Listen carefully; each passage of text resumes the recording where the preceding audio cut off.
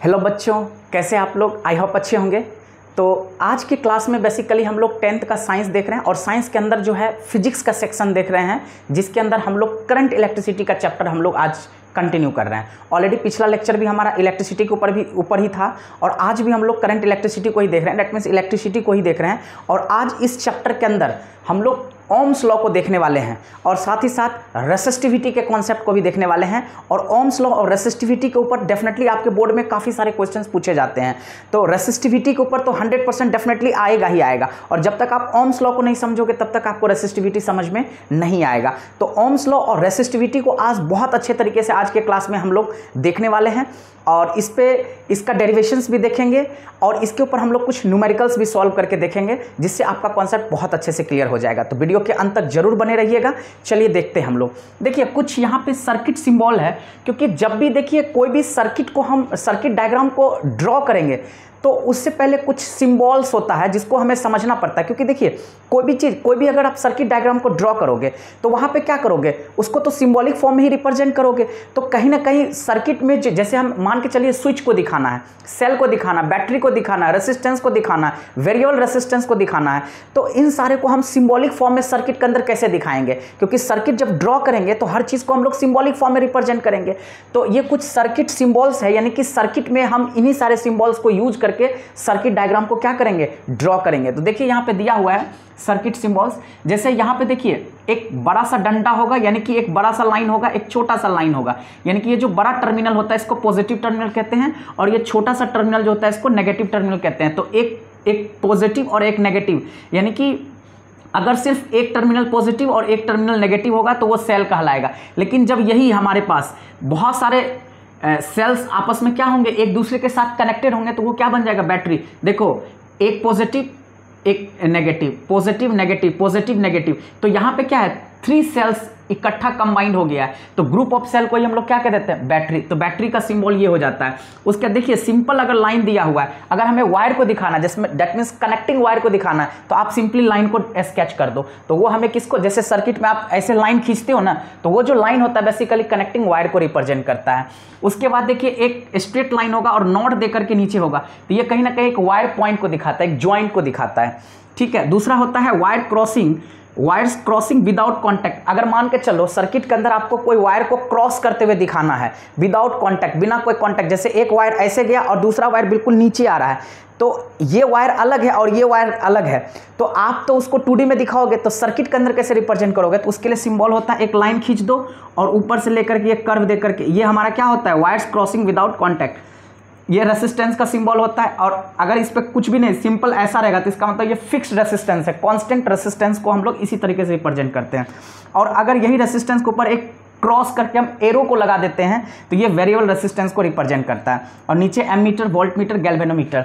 तो एमीटर है तो ए लिख करके गोला बना दो, प्लस माइनस दिखा दो, क्योंकि कोई भी डिवाइस है, जैसे एमीटर एक ऐसा डिवाइस है जो करंट को मेजर करने का काम करता है। तो सर्किट में जब भी कनेक्ट करोगे तो एमीटर के अंदर 2 टर्मिनल होगा, पॉजिटिव टर्मिनल और नेगेटिव टर्मिनल। तो जो एमीटर का पॉजिटिव टर्मिनल होगा उसको पॉजिटिव से कनेक्ट करोगे, नेगेटिव को नेगेटिव से कनेक्ट करोगे।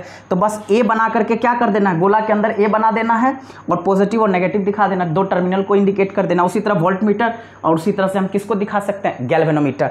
तो एमीटर करंट को मेजर करता है, वोल्टमीटर पोटेंशियल ड्रॉप को मेजर करता है, दैट मीन्स वोल्टेज को मेजर करता है, और गैल्वेनोमीटर करंट को डिटेक्ट करता है। कभी भी गैल्वेनोमीटर करंट को मेजर नहीं करता किसी सर्किट के अंदर करंट है या नहीं है। अगर आपने उसके अंदर गैल्वेनोमीटर को लगा दिया तो गैल्वेनोमीटर क्या करेगा, डिफ्लेक्शन के जरिए क्या करता है, करंट को डिटेक्ट करता है। अगर जैसे ही करंट होगा तो उसके अंदर गैल्वेनोमीटर के अंदर जो नीडल होता है वो क्या करेगा, डिफ्लेक्ट कर देगा। तो deflection of needle inside the galvanometer indicates the presence of electric current. तो हमेशा ध्यान में रखिएगा, गैल्वेनोमीटर करंट के प्रेजेंस को केवल डिटेक्ट करता है, मेजर कभी भी नहीं करता है। करंट के प्रेजेंस को, करंट को मेजर कौन करता है, एमीटर। वोल्टेज को कौन मेजर करता है, वोल्टमीटर। और सर्किट में करंट है या नहीं है उसके प्रेजेंस को कौन डिटेक्ट करता है, गैल्वेनोमीटर। अब देखिए हम लोग ओम्स लॉ को देखते हैं। ओम्स लॉ बेसिकली ये बहुत ही ज़्यादा इंपॉर्टेंट, और एक तरह से देखा जाए तो कहीं ना कहीं ये बहुत ही ज़्यादा इंपॉर्टेंट लॉ है, क्योंकि जब तक आप ओम्स लॉ को नहीं समझोगे तब तक आपको करंट इलेक्ट्रिसिटी समझ में नहीं आएगा, ठीक है। तो देखते हैं हम लोग ओम्स लॉ। एक्चुअली देखिए यहाँ पे मैं आपको 2 चीज़ बताऊंगा। कोई भी चीज़, जैसे हमारे पास फिजिकल स्टेट्स ऑफ मैटर देखा जाए तो हमारे पास क्या है, सॉलिड, लिक्विड और गैस। ये 3 फिजिकल स्टेट ऑफ मैटर है, यानी कि इस पूरे इंटायर यूनिवर्स के अंदर जितने भी मैटर है वो इसी 3 फॉर्म में एग्जिस्ट करेगा, सॉलिड में, लिक्विड में या फिर गैस में। अब ये बताइए इसका जो इंटर कन्वर्जन होगा, डेट मीन्स अगर सॉलिड लिक्विड में कन्वर्ट करेगा, लिक्विड गैस में कन्वर्ट करेगा, गैस लिक्विड में कन्वर्ट करेगा और लिक्विड सॉलिड में कन्वर्ट करेगा, तो किसके कारण होगा? कुछ एक्सटर्नल फैक्टर होगा। तो हमारे पास सिर्फ ये 2 इंपॉर्टेंट फैक्टर होता है, एक को हम लोग कहते हैं हीट एंड दूसरे को हम लोग कहते हैं प्रेशर। यानी कि ये 2 ऐसा एक्सटर्नल फैक्टर है जो किसी भी फिजिकल स्टेट को चेंज करने के लिए क्या करता है, किसी भी फिजिकल स्टेट को चेंज करने का क्षमता रखता है। यानी कि नेचर में जब भी स्टेट का कन्वर्जन होता है, फिजिकल स्टेट में चेंजिंग होता है, तो किसकी वजह से होता है? इस हीट और प्रेशर की वजह से होता है। तो हीट को हम टेम्परेचर के फॉर्मेट में भी देख सकते हैं और प्रेशर तो खैर है ही, प्रेशर डिफरेंस होगा तो ऑब्वियसली चेंज ऑफ स्टेट होने की पॉसिबिलिटी है। अगर चेंज इन टेम्परेचर होगा, टेम्परेचर में चेंजिंग आएगा, that means temperature difference create होगा, तो भी हमारे पास क्या होगा? स्टेट में चेंजिंग होने की प्रोबेबिलिटी है।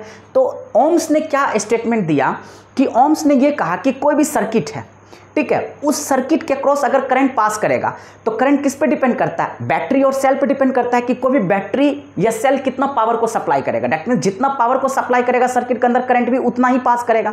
जैसे एग्जांपल के तौर पे आप ये समझिए कि आप जितना खाना खाओगे उतना ही आपको एनर्जी मिलेगा ऑब्वियसली, लेकिन क्या आप अपने बॉडी के अंदर जो भी एनर्जी आपका बॉडी आपको देता है, क्या उस एनर्जी का कंप्लीटली आप यूटिलाइज करते हो? बिल्कुल नहीं करते हो। कोई भी गाड़ी है, मान चलो कोई भी व्हीकल है, उसका इंजन क्या करता है? एनर्जी को प्रोड्यूस करता है। क्या वो व्हीकल उस एनर्जी को कंप्लीटली यूटिलाइज करता है? बिल्कुल नहीं। बहुत सारे एनर्जी क्या हो जाते हैं? वेस्ट हो जाते हैं। ठीक उसी तरह से ओम्स ने ये कहा कि अगर भी किसी भी कंडक्टर से होकर के जो करंट पास करेगा वो उसके अक्रॉस वोल्टेज, यानी कि जो भी बैटरी पावर को सप्लाई करेगा, तो करंट और पोटेंशियल जो होगा, यानी कि जो बैटरी के द्वारा पावर सप्लाई होगा, ये दोनों एक दूसरे का डायरेक्टली प्रोपोर्शनल तब होगा अगर हम टेम्परेचर को क्या कर देंगे? कांस्टेंट। यानी कि जब तक हम जो एक्सटर्नल फैक्टर है इसको कांस्टेंट नहीं करेंगे तब तक कभी भी जो बैटरी पावर सप्लाई करेगा और जो सर्किट के अंदर करंट होगा वो कभी भी एक दूसरे का दोनों डायरेक्टली प्रोपोर्शनल नहीं होगा। एक्सटर्नल फैक्टर जो होगा वो कहीं ना कहीं जो हमारे पास वायर का रेसिस्टेंस है उसको क्या कर सकता है? वेरी कर सकता है। और एक इंपॉर्टेंट मैं यहाँ पे कंक्लूजन आपको लिखा देता हूँ, देखिएगा मैं यहाँ पे बॉक्स में लिख देता हूँ, इस चीज़ को ध्यान में रखिएगा। कोई भी वायर का जो रेसिस्टेंस होता है, यानी कि मैं यहाँ पे लिख देता हूँ रेसिस्टेंस, ये क्या होता है? Depends on temperature, depends on temperature. That means कहीं ना कहीं लिख सकते हैं R डायरेक्टली प्रोपोर्शनल टू क्या होता है? T। यानी कि अगर आप टेम्परेचर को बढ़ाओगे तो जो भी कंडक्टर होगा उसका रेसिस्टेंस भी बढ़ेगा और टेम्परेचर घटेगा तो उसका रेसिस्टेंस भी क्या करेगा? घटेगा। ये हमेशा दिमाग में बैठा लीजिएगा। यानी कि रेसिस्टेंस जो होता है वो टेम्परेचर क्या होता है? रेसिस्टेंस डिपेंड्स ऑन टेम्परेचर, यानी कि रेसिस्टेंस जो होता है वो टेम्परेचर डिपेंडेंस होता है और रेसिस्टेंस का वैल्यू टेम्परेचर के अकॉर्डिंग क्या करता है? वेरी करता है। तो इसलिए हमने लिख दिया R directly proportional to T। अगर आप टेम्परेचर को बढ़ाओगे तो रेसिस्टेंस भी बढ़ेगा, टेम्परेचर घटेगा तो रेसिस्टेंस भी घटेगा। तो ओम्स ने इसलिए कहा कि सबसे पहले टेम्परेचर को कांस्टेंट करो, क्योंकि जैसे मान के चलिए हमने यहाँ पे एक सर्किट डायग्राम आपको दिखा देते हैं ओम्स के अकॉर्डिंग। सबसे पहले हम यहाँ पे आपको सर्किट डायग्राम दिखा देता हूँ। सर्किट डायग्राम को कैसे दिखाएंगे? मान लीजिए ये हमारे पास एक वायर है, ये रेसिस्टेंस है, ठीक है, और हमने इसको किससे ये हमारा स्विच का सिंबल होता है। देखिए सिर्फ अगर 2 स्मॉल ब्रैकेट दे देंगे ना तो ये स्विच क्या है? ऑफ है, और जैसे इसके अंदर ये डॉट दे देंगे तो स्विच क्या हो जाएगा? ऑन हो जाएगा। ठीक है, ये सिंबल होता है, ये हम इसको कहते हैं की या स्विच भी कह सकते हैं। ये तो आप जानते हो सेल का सिंबल होता है, पॉजिटिव और नेगेटिव। V वोल्ट का बैटरी है, करंट किधर से किधर पास करेगा? Positive to negative. ये सर्किट के अंदर क्या पास कर रहा है? करंट। ये हमारे पास क्या है? Value resistance. तो इंटरेस्टिंग चीज़ है, ये बैटरी क्या करेगा? पावर को सप्लाई करेगा, V वोल्टेज को सप्लाई करेगा, इसके अकॉर्डिंग इस वायर के अंदर क्या पास करेगा? करंट पास करेगा। तो आप लॉजिकली सोचो, आप ये कहोगे ना कि सर इसके अंदर करंट उतना ही होगा जितना ये बैटरी पावर को सप्लाई करेगा। डेट मीन्स आपके अकॉर्डिंग क्या होना चाहिए? V directly proportional to I होना चाहिए। बट ये तब होगा जब हम इस टेम्परेचर को क्या कर देंगे? कांस्टेंट। अगर हम टेम्परेचर को कांस्टेंट नहीं किए हैं तो हम कभी भी ये कंक्लूजन नहीं दे सकते हैं कि जो पोटेंशियल ये बैटरी के द्वारा सप्लाई होगा, यानी कि इस बैटरी के 2 टर्मिनल के क्रॉस जो पोटेंशियल डिफरेंस डेवलप होगा वो करंट के डायरेक्टली प्रोपोर्शनल होगा। बिल्कुल नहीं होगा। तो यानी कि बैटरी के क्रॉस जो पोटेंशियल डिफरेंस होगा, दैट मीन्स ये जो बैटरी पावर को सप्लाई करेगा ये डायरेक्टली प्रोपोर्शनल करंट का तब होगा जब हमने टी को क्या कर देना है, कांस्टेंट। द्वारा जो पावर सप्लाई होगा वो करंट का डायरेक्टली प्रोपोर्शनल नहीं होगा। यानी कि टेम्परेचर को अगर आपने कांस्टेंट कर दोगे देन ओनली इस बैटरी के द्वारा जो पावर सप्लाई होगा और जो करंट पास होगा वो दोनों एक दूसरे का क्या होगा, डायरेक्टली प्रोपोर्शनल। तो देखिए स्टेटमेंट इसका कैसे बनेगा, हम ओम्स लॉ का स्टेटमेंट कैसे लिख सकते हैं। तो हम लिख सकते हैं यहाँ पे according to Ohm's law, according to Ohm's law at constant temperature, जिसको ब्रैकेट में हम लिख सकते हैं व्हेन टी रिमेन्स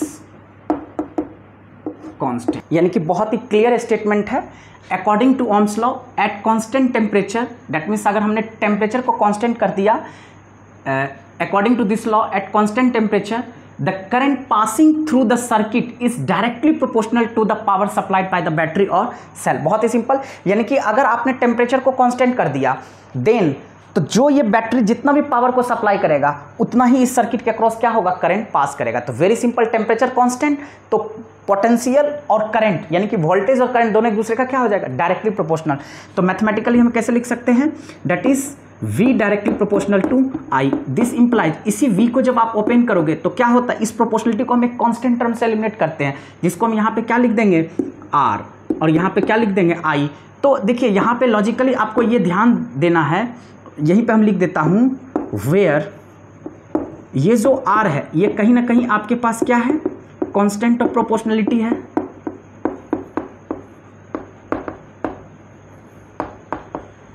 क्या, यानी कि ये R क्या हो जाएगा, constant of proportionality which is R है, यही हमारा क्या होगा, यानी कि यहाँ पे क्या है, कांस्टेंट ऑफ प्रोपोर्शनलिटी। इसी को हम क्या कहेंगे, resistance of the conductor. That means इस सर्किट के अंदर जो वायर यूज होता है, इस वायर का जो रेजिस्टेंस पावर है वही क्या है, ये R है। ठीक है, तो यहाँ से आप बहुत सारी चीज़ को फाइंड आउट कर सकते हो। V बराबर अगर हमारे पास क्या आ गया IR, तो आप देखिए अगर यहाँ से आप करंट का एक्सप्रेशन निकालोगे तो क्या हो जाएगा, V अपॉन में R। और बहुत ही सिंपल, अगर आप यहाँ से क्या निकालोगे, R निकालोगे तो आपके पास क्या हो जाएगा, V अपॉन I।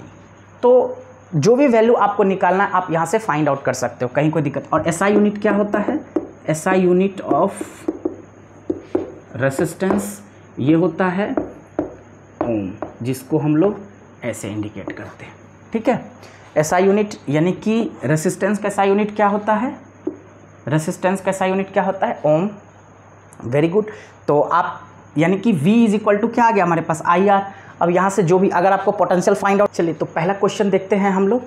क्या क्वेश्चन कह रहा है, a simple electric circuit has a 24 volt battery and A resistor of 60 ओम। यानी कि यहाँ पे बहुत ही सिंपल दे रखा है, आपके पास कोई भी एक सर्किट है जिसके पास बैटरी का पावर कितना है 24 volt and A resistor, resistance कितना है 60 ओम है। What will be the current in the circuit. देखिए इस क्वेश्चन में कभी भी क्वेश्चन को रीड करते हैं तो आप डाटा को सॉर्ट आउट कीजिए कि दिया क्या हुआ है। तो हम यहाँ पे लिख सकते हैं गिवन में हमारे पास क्या है, गिवन हमारे पास क्या दे रखा है, पोटेंशियल कितना है 24 वोल्ट और रेसिस्टेंस हमारे पास कितना है 60 ohm. Very simple, what will be the current. तो मुझे क्या फाइंड आउट करना है, मुझे फाइंड आउट करना है करंट कितना होगा। तो आप बहुत ही सिंपल देखिए कैसे फाइंड आउट करोगे, बहुत ही सिंपल, हम यहाँ पे क्या यूज़ करेंगे, ओम्स लॉ। तो put the formula get the answer, तो हम सीधे लिखेंगे, यहाँ पे लिखेंगे we know that according to the Ohm's law, according to the Ohm's law V is equal to क्या होता है हमारे पास IR। दिस इंप्लाइज मुझे क्या फाइंड आउट करना, I V by R। Simply V हमारे पास कितना है 24 डिवाइडेड बाय हमारे पास कितना आ जाएगा 60। SI यूनिट है, बिल्कुल ओके, कैंसिल आउट करेंगे, कितना से कटेगा, देखिए 12 2 जा और 12 5 जा, तो कहीं ना कहीं हमारे पास कितना हो गया 2/5 करंट है, तो इसका SI यूनिट क्या हो जाएगा एम्पियर। तो इसको अगर मैं डेसिमल में कन्वर्ट करूँगा तो कितना आ जाएगा, बहुत ही सिंपल, पॉइंट आ जाएगा 0 हो जाएगा, 5 4 जा, यानी कि 0.4 एम्पियर। यानी कि सर्किट होकर के कितना करंट पास करेगा 0.4 एम्पियर। यानी कि आपको ये ध्यान में देखना है कि अगर कोई सर्किट है उसके अंदर बैटरी कितना पावर को सप्लाई कर रहा है 24 वोल्ट, और जो वायर हमने यूज़ किया, जो कंडक्टर हमने यूज़ किया, उसका रेसिस्टेंस कितना है 60 ओम, तो ऑब्वियसली उस सर्किट से होकर के करंट कितना पास करेगा 0.4 एम्पियर, क्योंकि 2/5, ठीक है, डेसिमल देंगे 0 आ जाएगा, 5 4 जा 20, यानी कि 0.4 एम्पियर। सीधे हमारा क्या आ जाएगा आंसर। दूसरा क्वेश्चन यहाँ पे देखते हैं क्या कह रखा है।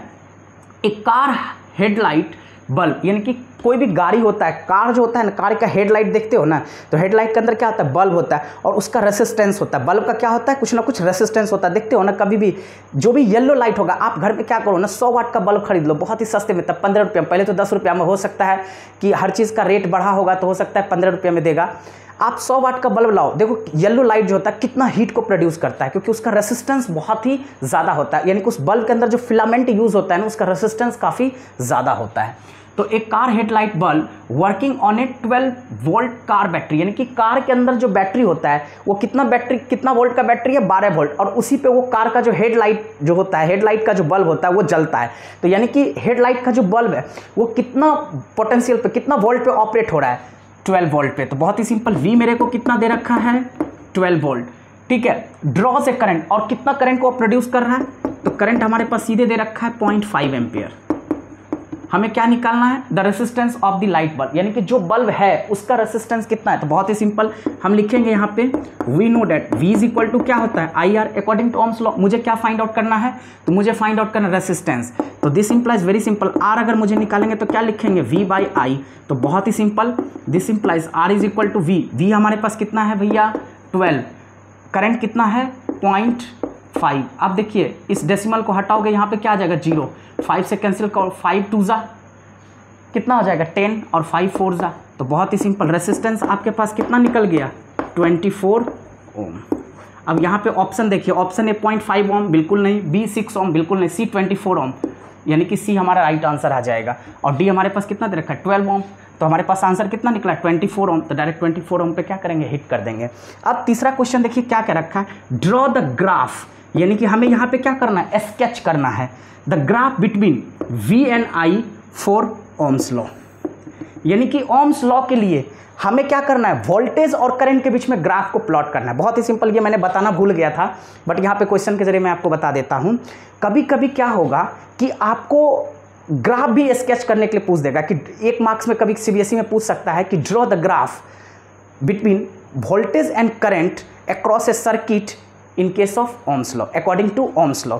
तो बहुत ही सिंपल, देखिए ग्राफ कैसे होगा, हम क्या करेंगे, सिंपल सी बात है, इस तरह करके हम लाइन को ड्रॉ करेंगे, ठीक है। एक एक्सिस को हम क्या मान लेंगे, जैसे हमारे पास x और y, तो किसी एक्सिस के अक्रॉस हम वोल्टेज को दिखा देंगे, किसी एक्सिस के अक्रॉस हम करंट को रिप्रेजेंट कर देंगे। तो अगर हम इसके अक्रॉस किसको रिप्रेजेंट कर रहे हैं, पोटेंशियल को, तो इधर हम किसको रिप्रेजेंट कर देंगे, करंट को। Very simple. और आपने देखा कि हम यहाँ पे लिखेंगे we know that according to Ohm's law, according to Ohm's law V directly proportional to का क्या होता है I, तो V इज इक्वल टू हमारे पास सीधे क्या होता है IR। तो आपको क्या दिखाना है, डायरेक्टली प्रोपोर्शनल अगर है तो V और I दोनों एक दूसरे का क्या है, डायरेक्टली प्रोपोर्शनल। तो आप ये सोचो हर एक इंस्टेंट पे अगर पोटेंशियल बढ़ेगा तो उसके रिस्पेक्ट में करंट भी क्या करेगा, बढ़ेगा। देखो ऐसा नहीं है, आप करंट को इधर भी दिखा सकते हो, पोटेंशियल को इधर भी दिखा सकते हो, आप किसी एक्सिस में किसी को रिप्रेजेंट करो, कोई फर्क नहीं पड़ेगा। तो V बढ़ेगा तो I भी बढ़ेगा। तो बहुत ही सिंपल, ये ग्राफ कैसे चला जाएगा, बिल्कुल ऐसे स्ट्रेट लाइन चला जाएगा। और यहीं पे आप दिखा सकते हो V directly proportional to I, यानी कि जैसे जैसे पोटेंशियल बढ़ेगा, आप किसी भी इंस्टेंट पर आप ऐसे एनालिसिस कर सकते हो। देखो अगर मान के चलो यहाँ पे पोटेंशियल बढ़ा, तो जैसे पोटेंशियल बढ़ा, मान लेते हैं यहाँ पे वैल्यू V1 आ गया, तो यहाँ पे करंट का वैल्यू क्या आ गया I1। उसी तरह से कोई भी पॉइंट ले लेते हो, जैसे आप देखो हर इंस्टेंट पे क्या होगा V2, तो यहाँ पे करंट का वैल्यू क्या हो जाएगा I2। उसी तरह से हर इंस्टेंट पे पोटेंशियल ये V3 बढ़ा गया, तो करंट भी क्या हो जाएगा हमारे पास I3। कहने का मतलब जैसे जैसे पोटेंशियल बढ़ रहा है वैसे वैसे हमारा करंट भी क्या हो रहा है, बढ़ रहा है। That means V directly proportional to क्या है I। तो यही VI जो मतलब पोटेंशियल और करंट, यानी कि कार्टेशियन कोऑर्डिनेट लोगे, एक एक्सिस को पोटेंशियल दिखा दो, दूसरे को करंट दिखा दो, दोनों के बीच में बिल्कुल स्ट्रेट लाइन खींच दो और वहाँ पे लिख दो V directly proportional to I। तो यही हमारा क्या हो जाएगा, ओम्स लॉ के केस में पोटेंशियल और करंट के बीच में ग्राफ हो जाएगा। तो आई होप आपको बहुत अच्छे समझ में आ गया। नेक्स्ट हम लोग रेसिस्टिविटी को देखते हैं। इस टॉपिक हमारे पास क्या कह रहा है, factors affecting the resistance of a conductor, ये बहुत ही ज़्यादा इंपॉर्टेंट चीज़ है। यहाँ से 100% सीबीएसई आपको क्वेश्चन पूछेगा, आप इसके ऊपर लिख सकते हो 100%। इस टॉपिक के ऊपर से आपको क्या करेगा, सीबीएसई जो है ये पेपर में क्वेश्चन पूछेगा ही पूछेगा गारंटी के साथ। यहाँ से आप ये मान लो कि आपको 3 मार्क्स का 100% आपको क्वेश्चन पूछेगा, यानी कि ये बहुत ही ज़्यादा इंपॉर्टेंट टॉपिक है। टॉपिक क्या है, factors affecting the resistance of a conductor, यानी कि वो क्या क्या फैक्टर्स है जो कंडक्टर के रेसिस्टेंस को क्या करता है, अफेक्ट करता है। यानी कि एक तरह से कंडक्टर का रेसिस्टेंस किन किन फैक्टर पे क्या करता है, डिपेंड करता है। तो बहुत ही सिंपल, यहाँ पे कुछ इंपॉर्टेंट फैक्टर्स लिखा है, तो हम ये कह सकते हैं कि following are the main factors, यानी कि following are the main factors on which the resistance of a conductor depends. यानी कि सबसे पहला इंपॉर्टेंट फैक्टर क्या है, तो हम कहते हैं इफेक्ट ऑफ लेंथ। मान लेते हैं कोई कंडक्टर है तो उसका कुछ ना कुछ लेंथ होगा, तो अगर कंडक्टर का लेंथ और रेसिस्टेंस में क्या रिलेशन है, तो बहुत ही सिंपल है कि रेसिस्टेंस जो होता है वो कंडक्टर के लेंथ का क्या होता है, डायरेक्टली प्रोपोर्शनल। अगर कंडक्टर का लेंथ बढ़ाओगे, जितना बड़ा कंडक्टर होगा उसके पास रेसिस्टेंस पावर भी क्या होगा, उतना ही ज्यादा होगा। तो इसलिए मैंने यहाँ पे लिख दिया हूं कि इफेक्ट ऑफ लेंथ, यानी कि आर जो होगा वो डायरेक्टली प्रोपोर्शनल टू क्या होगा, एल, यानी कि रेसिस्टेंस ऑफ द कंडक्टर जो होगा उसके लेंथ का क्या होगा, डायरेक्टली प्रोपोर्शनल होगा।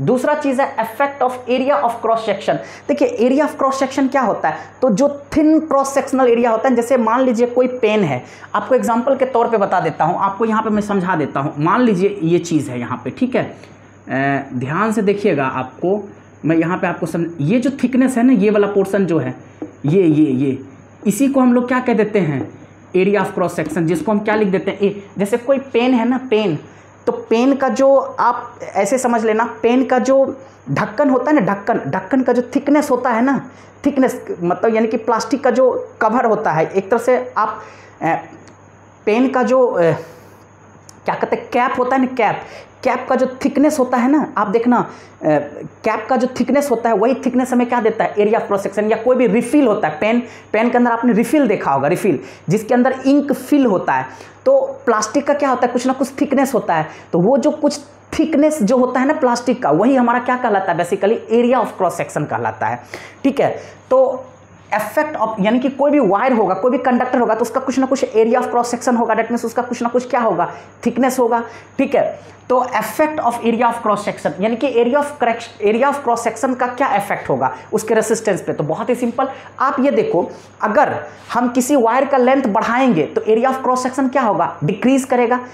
अगर लेंथ बढ़ेगा तो उसका थिकनेस क्या होगा, रिड्यूस होगा। मान लीजिए आपके पास 1 मीटर का वायर है, आपने उसको क्या कर दिया, 2 मीटर बना दिया, तो अगर लेंथ बढ़ेगा तो उसका थिकनेस घटेगा, that means area of cross section क्या करेगा, डिक्रीज करेगा। तो इससे ये पता चल रहा है कि जो रेसिस्टेंस होगा वो लेंथ का डायरेक्टली प्रोपोर्शनल है, तो लेंथ बढ़ रहा है तो रेसिस्टेंस भी बढ़ रहा है। लेकिन यहाँ पे क्या हो रहा है, लेंथ बढ़ रहा है तो एरिया ऑफ क्रॉस सेक्शन क्या हो रहा है, डिक्रीज कर रहा है। तो इसी से ये पता चल जा रहा है कि रेसिस्टेंस जो होगा वो भी क्या होगा, एरिया ऑफ क्रॉस सेक्शन का इनवर्सली प्रोपोर्शनल होगा। वेरी सिंपल, मैं आपको यहाँ पे दिखा भी देता हूँ। मान लीजिए एक वायर है, ये एक वायर है, ये क्या है, एक वायर है, आप ऐसे समझिए, ये है 2 मीटर का, और मैंने इसको एक्सपेंड करके क्या कर दिया, 4 मीटर का, एक्सपेंड करके क्या कर दिया, 4 मीटर, यानी कि ये है आफ्टर एक्सपेंड। ठीक है, और ये हमारा क्या है, ओरिजिनल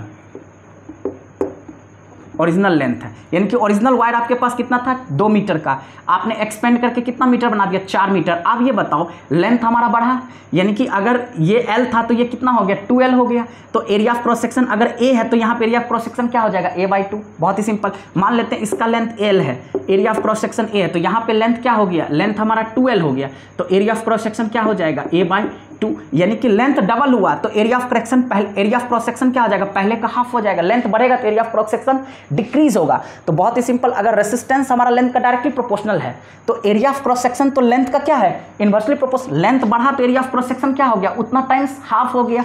तो उसी तरह से रेसिस्टेंस जो होगा वो भी एरिया ऑफ क्रॉस सेक्शन का क्या हो जाएगा, इनवर्सली प्रोपोर्शनल। वेरी सिंपल, तो effect of area of cross section बहुत ही सिंपल है कि किसी भी कंडक्टर का जो रेसिस्टेंस होगा वो उसके एरिया ऑफ क्रॉस सेक्शन का क्या होगा, इनवर्सली प्रोपोर्शनल होगा। यानी कि area of cross section increase करेगा तो रेसिस्टेंस उसका क्या करेगा, डिक्रीज करेगा।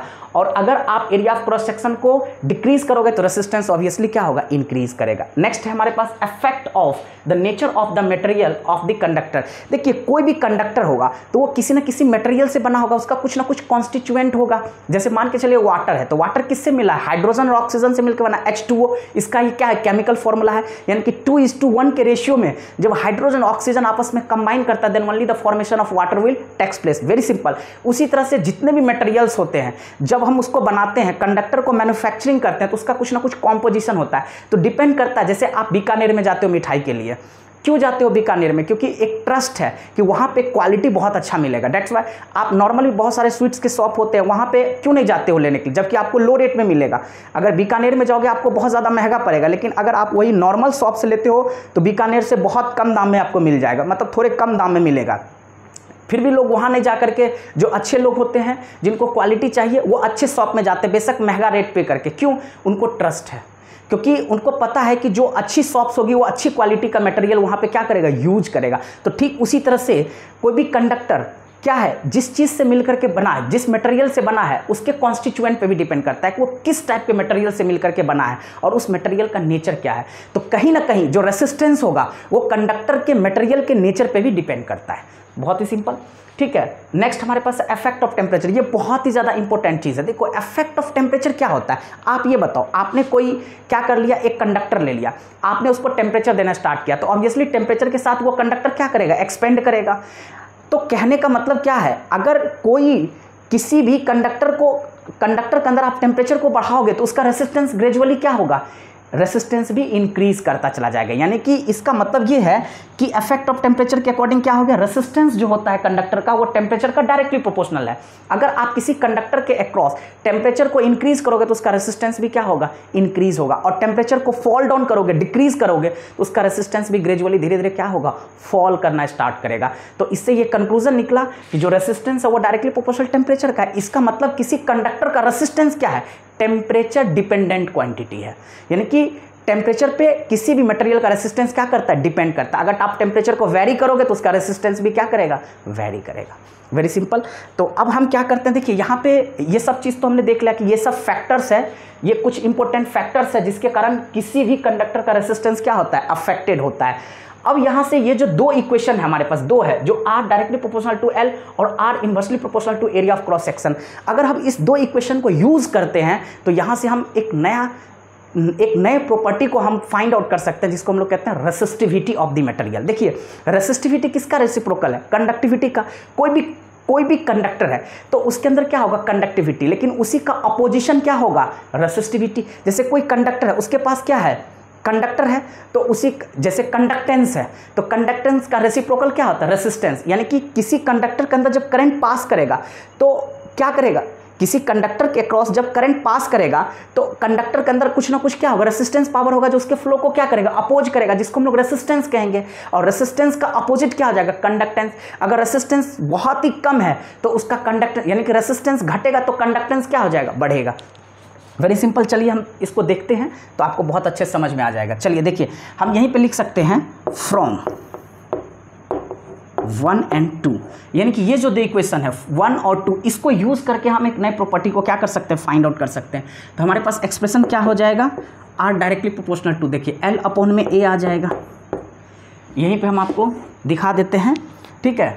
दिस इंप्लाइज R, इस प्रोपोर्शनलिटी को क्या करेंगे, रिमूव करेंगे। आपको मैं यहीं पे दिखा देता हूँ, दिस इंप्लाइज R। जब हम इस प्रोपोर्शनलिटी को हटाएंगे तो आप हमेशा दिमाग में बैठा लेना, फिजिक्स में जब भी प्रोपोर्शनलिटी के साइन को हटाया जाता है तो इसको किसी न किसी कांस्टेंट टर्म से एलिमिनेट किया जाता है। तो जब हम इस प्रोपोर्शनलिटी को हटाएंगे तो किस कांस्टेंट टर्म से एलिमिनेट करेंगे, चलिए देखते हैं। तो इस प्रोपोर्शनलिटी को हटाने के लिए हम क्या यूज़ करेंगे, रो। बेसिकली ये रो क्या होता है, किसी मटेरियल का रेसिस्टिविटी होता है, यानी कि किसी भी कंडक्टर का क्या होता है, ये रेसिस्टिविटी होता है, ठीक है। तो हम लिख देंगे रो L अपॉन में A। तो ऑटोमेटिकली हमारे पास क्या आ जाएगा, this implies R is equal to rho L by A। और यहाँ पे जो ये रो है, यहीं पर हम यहाँ पे दिखा सकते हैं कि वेयर ये जो रो है ये क्या है, रेसिस्टिविटी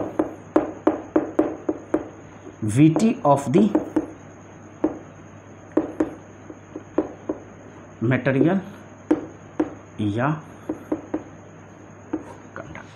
किसी भी कंडक्टर या किसी भी मटेरियल का क्या है, ये रेसिस्टिविटी है। और बेसिकली ये रो क्या है, कांस्टेंट ऑफ प्रोपोर्शनलिटी, जिसको हम लोग क्या कह देंगे, रेसिस्टिविटी ऑफ द मटेरियल या कंडक्टर। Very simple.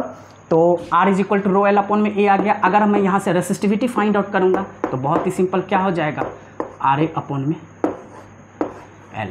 और इसका SI यूनिट अगर मैं देखा जाए तो रो का SI यूनिट कैसे फाइंड आउट करेंगे, देखो ये क्या हो जाएगा, ओम मीटर स्क्वायर अपॉन में मीटर, ये कैंसिल आउट हो जाएगा तो सीधे हमारे पास क्या बचेगा, ओम मीटर। क्या बच जाएगा, ये ओम मीटर। इसको आप लिख सकते हो ओम मीटर, यानी कि ओम मीटर जो हो जाएगा ये क्या हो जाएगा, रेसिस्टिविटी का SI यूनिट हो जाएगा। तो बहुत ही सिंपल, ये जो rho is equal to RA upon में L आया, ये बहुत ही ज़्यादा इंपॉर्टेंट रिलेशन है। इसी को यूज़ करके हम काफ़ी सारे न्यूमेरिकल्स को सॉल्व करेंगे। और ये जो टॉपिक आपने देखा, आपने जो यहाँ पे ये रेसिस्टिविटी फाइंड आउट की, यानी कि ये जो रो है, इसी रो को हमने क्या कह दिया, रेसिस्टिविटी। इस पे काफ़ी सारे क्वेश्चन क्या होते हैं, बहुत ही ज़्यादा ये इंपॉर्टेंट है, ठीक है, बहुत ही ज़्यादा इंपॉर्टेंट है। इसी रेसिस्टिविटी के ऊपर काफ़ी सारे, यानी कि आपको मैं यहाँ पे एक चीज़ यहाँ गारंटी के साथ कह सकता हूँ कि इस रेसिस्टिविटी के ऊपर 100% CBSE जो है वो कंपलसरी आप देखोगे तो आपको 3 मार्क्स का क्वेश्चन जो है ये गारंटी के साथ आपको मिलेगा ही मिलेगा। यानी कि इस रेसिस्टिविटी के ऊपर 3 मार्क्स का क्वेश्चन 100% CBSE पूछेगा। तो इस रेसिस्टिविटी के ऊपर जो है ना, you must have to solve more and more numericals. इसी रेसिस्टिविटी के ऊपर अभी हम कुछ न्यूमेरिकल को आपको सॉल्व करके समझाते हैं। तो देखते हैं हम लोग क्वेश्चन क्या कह रहा है। पहला क्वेश्चन कह रहा है यहाँ पे, जैसा कि मेंशन है, a copper wire of length 2 metre, यानी कि एक कॉपर का वायर है जिसका लेंथ कितना मीटर है, 2 metre, and area of cross section 1.7 × 10⁻⁻6 metre square, has a resistance of 2 × 10⁻2 ohm, calculate the resistivity of copper. यानी कि यहाँ पे क्या करना है, हमें कॉपर का रेसिस्टिविटी फाइंड आउट करना है। तो देखते हैं क्या क्या दे रखा है। सबसे पहले हम यहाँ पे लिखेंगे गिव है, क्या दे रखा है, सबसे पहले लेंथ दे रखा है, यानी कि L इज इक्वल टू कितना मीटर दे रखा है, 2 मीटर। नेक्स्ट हमारे पास क्या दे रखा है, area of cross section. Area of cross section हमारे पास कितना दे रखा है, 1.7 × 10⁻⁻6 मीटर स्क्वायर। ओके, नेक्स्ट हमें क्या दे रखा है, हैज रेसिस्टेंस, यानी कि रेसिस्टेंस हमारे पास कितना दे रखा है, 2 × 10⁻2 ओम। ठीक है, तो हमें क्या फाइंड आउट करना है, रेसिस्टिविटी ऑफ कॉपर। आप बहुत अच्छे से जानते हो, हम लिखेंगे यहाँ पे we know that resistivity rho बराबर फॉर्मूला होता है RA अपॉन में L। रेसिस्टिविटी का फॉर्मूला क्या होता है, rho is equal to RA upon में L। वेरी सिंपल, हम यहाँ पे क्या कर सकते हैं, रेसिस्टेंस कितना है, 2 × 10⁻2, area of cross section 1.7 × 10⁻6 divided by length हमारे पास कितना दे रखा है, 2 से 2 डायरेक्ट क्या हो गया, कैंसिल आउट हो गया, 2 से 2 कैंसिल आउट हो गया, तो हमारे पास रेसिस्टिविटी डायरेक्ट क्या बचा, हम देखेंगे तो 1.7 × 10 पे पावर। अब ये देखो मल्टीप्लायर है तो पावर क्या हो जाएगा, ऐड हो जाएगा, -2 और -6 कितना हो जाएगा, -8। रेसिस्टिविटी है तो रेसिस्टिविटी का SI यूनिट क्या होता है, ऑलरेडी मैंने बताया था ओम मीटर, क्योंकि आप खुद देखो ये ओम में है, ये मीटर स्क्वायर अपॉन में मीटर, तो मीटर स्क्वायर और मीटर कैंसिल आउट हो जाएगा, क्या बच जाएगा, ओम मीटर। तो हम लिख सकते हैं हैंस रेसिस्टिविटी जो आ गया वो हमारे पास आ गया 1.7 × 10⁻⁻8 ohm. Very simple, put the formula get the answer. तो ये तो हमने एक बेसिक टाइप का क्वेश्चन दिया हूँ। सबसे ज़्यादा इंपॉर्टेंट क्वेश्चन ये है, इस प्रोफाइल का 100% आपके पेपर में 3 मार्क्स में गारंटी के साथ आएगा। तो इस क्वेश्चन को ध्यान से देखिएगा। ये क्वेश्चन क्या कह रहा है, ए 6 ओम रेसिस्टेंस वायर इज डबल्ड। देखिए इसके लैंग्वेज पे गौर कीजिएगा। मान लेते हैं हमारे पास एक रेसिस्टेंस है, एक 6 ओम रेसिस्टेंस वायर, यानी कि कोई हमारे पास एक वायर है जिसका रेसिस्टेंस कितना है हमारे पास, 6 ohm, is doubled up by folding. यानी कि मान लेते हैं वायर है, 6 ओम का वायर है। अब हमने क्या किया, मान लेते हैं ये हमारे पास वायर है, ये AB हमारे पास क्या है, वायर है, ठीक है। इसको हमने क्या किया है, डबल्ड अप बाय फोल्डिंग, हमने इसको फोल्डिंग करके डबल कर दिया। तो आप देखिए, मान लीजिए कोई भी आपको इतना बड़ा वायर है, आप इसको डबल करके फोल्डिंग कर रहे हो, मतलब फोल्ड कर रहे हो, मतलब आप उसको मोड़ रहे हो। तो मोड़ोगे तो क्या हो जाएगा, लेंथ कम हो जाएगा ऑब्वियसली। यानी कि मान लेते हैं अगर इसका लेंथ हमारे पास कितना है, सपोज करते हैं इसका लेंथ हमने इनिशियली कितना मान लिया, L। अब हमने इसको फोल्ड करके डबल कर दिया, तो फोल्ड करके डबल कर दिया तो ये वायर कितना पे आ गया, मान लेते हैं ये वायर आ गया हमारे पास, ये चीज़ हमने लिख दिया इसको A' और इसको लिख दिया बी डैश। अब देखिए ये हमारे पास लेंथ एल था, अगर हम इसको फोल्ड करके डबल कर दिए तो ऑटोमेटिकली लेंथ क्या था, पहले था एल, तो अगर हम डबल करेंगे तो ये छोटा हो जाएगा, यानी कि डबल किए हैं तो ये लेंथ क्या हो जाएगा, ओरिजिनल लेंथ का उतना ही टाइम्स क्या हो जाएगा, हाफ हो जाएगा, डिक्रीज हो जाएगा। तो इसका लेंथ क्या हो जाएगा हमारे पास L/2, यानी कि ये जो नया लेंथ अगर मान लेते हैं, सिंपली समझिए, इसको मैंने L1 को क्या मान लिया L, तो जो हमारे पास L2 हो जाएगा वो क्या हो जाएगा L/2, यानी कि जो ओरिजिनल लेंथ था वो हमारे पास L था, अगर हमने डबल करके इसको क्या कर दिया, फोल्ड कर दिया, मोड़ दिया, तो उसके रिस्पेक्ट में इसका नया लेंथ कितना हो जाएगा, ओरिजिनल का हाफ हो जाएगा। अब मान लेते हैं यहाँ पे इसका area of cross section A1 को हमने क्या ले लिया था, A, तो यहाँ पे जो नया एरिया ऑफ क्रॉस सेक्शन क्या हो जाएगा, अगर लेंथ को हमने क्या कर दिया, फोल्ड करके डबल कर दिया तो वो मोटा हो जाएगा। कोई वायर है आप उसको डबल कर दोगे तो वो क्या हो जाएगा, लेंथ तो उसका डिक्रीज करेगा लेकिन एरिया ऑफ क्रॉस सेक्शन क्या हो जाएगा, इंक्रीज हो जाएगा। तो मान लेते हैं पहले इसका एरिया ऑफ क्रॉस सेक्शन कितना था A, पहले इसका एरिया ऑफ क्रॉस सेक्शन कितना था A, तो अब एरिया ऑफ क्रॉस सेक्शन क्या हो जाएगा, पहले का डबल हो जाएगा, तो हम नया एरिया ऑफ क्रॉस सेक्शन क्या लिख सकते हैं, 2A। Very simple. अब एक बात बताइए, जो ओरिजिनल वायर था हमारे पास AB, इसका रेसिस्टेंस हम क्या ले लेते हैं R1, यानी कि ये तो हमारे पास इनिशियली क्या है 6 ओम दे रखा है, लेकिन नया जो इसका रेसिस्टेंस होगा R2 ये मुझे पता नहीं है, तो इसको सिंपली हम क्या मान लेते हैं R। बहुत ही सिंपल। अब एक बात बताइए, जो वायर यहाँ पे है वही वायर तो यहाँ पे है, तो क्या हमने इस कंडक्टर का जो मटेरियल है वो हमने चेंज किया, नहीं, कंडक्टर तो वही है, दैट मीन्स मटेरियल तो वही है। तो इसका मतलब है कि दोनों ही केस में मान लेते हैं इसका रेसिस्टिविटी अगर मैंने ρ1 मान लिया और इसका रेसिस्टिविटी मैंने क्या मान लिया, ρ2, तो आप ये बताओ नेचर ऑफ मटेरियल तो चेंज नहीं हो रहा है, जब मटेरियल वही है तो रेसिस्टिविटी भी क्या रहेगा, सेम रहेगा। सिर्फ हम क्या कर रहे हैं, एक वायर है उसको हमने क्या कर दिया, फोल्ड करके डबल कर दिया, तो दैट मीन्स उसके लेंथ को बढ़ा घटा रहे हैं, एरिया को बढ़ा घटा रहे हैं, लेकिन मटेरियल तो वही है, मटेरियल को तो हम चेंज नहीं कर रहे हैं। तो हमेशा दिमाग में बैठाइएगा कि जब तक मटेरियल चेंज नहीं होगा तब तक उसका रेसिस्टिविटी चेंज नहीं होगा। एक मटेरियल को लेंथ को आप बढ़ाओ घटाओ कुछ भी करो, उसका रेसिस्टिविटी क्या रहेगा, वही रहेगा, क्योंकि रेसिस्टिविटी किसी मटेरियल का होता है।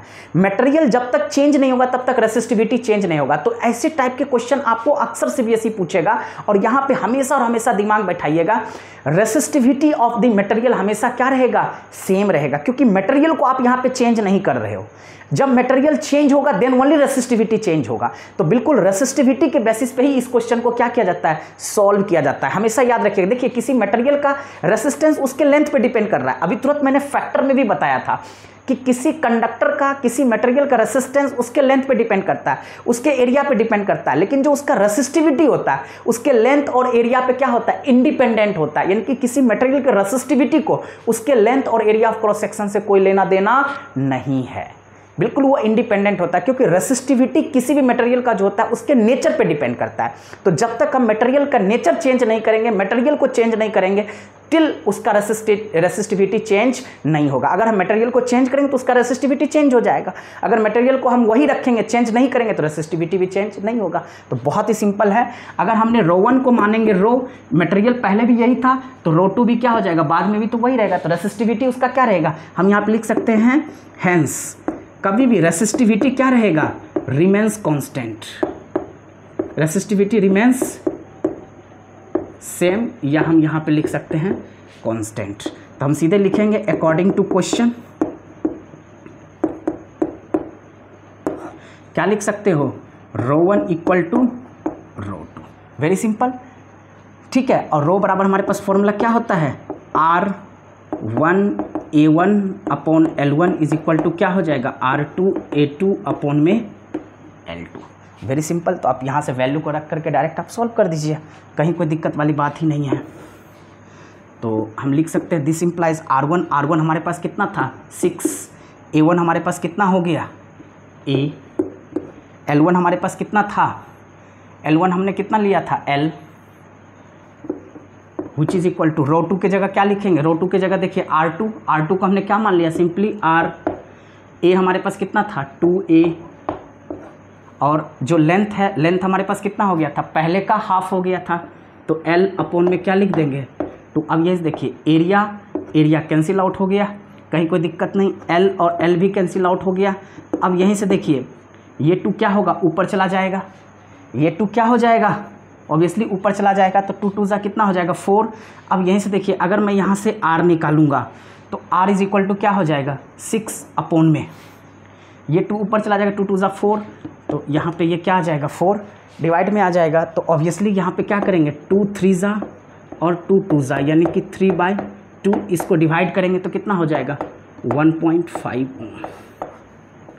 तो यहाँ यानी कि हम लिख सकते हैं नया रेसिस्टेंस वायर का कितना हो जाएगा 1.5 ओम। ये हमारा आंसर आ जाएगा। यानी कि यहाँ पे क्या पूछा था, कैलकुलेट द न्यू रेसिस्टेंस, तो इसका आंसर जो नया रेसिस्टेंस है वायर का कितना हो जाएगा 1.5 ओम। ये आपका क्या हो गया आंसर। तो मेरे ख्याल से आपको बहुत अच्छे से समझ